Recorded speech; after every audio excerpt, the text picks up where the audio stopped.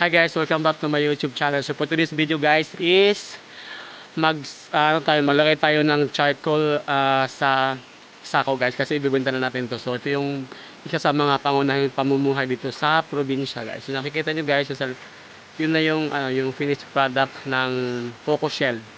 Ayun po yung kasalukuyan na nilagay namin doon sa ang tawag ito, lagayan ng susunugin yung shell guys para maging ganito siya. So ayan.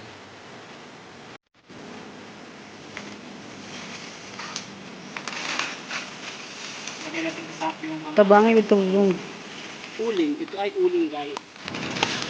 So mas mahal yung uling ng yun kaysa uling na kahoy guys.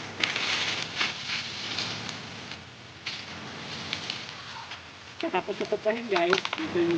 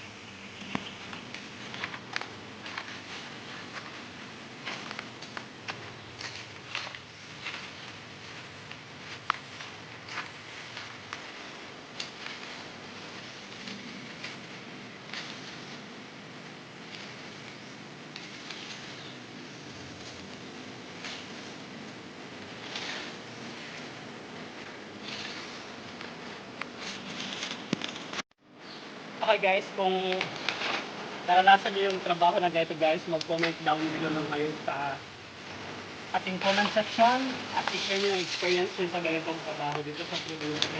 Yan lang po today's video guys and see you in our next vlog.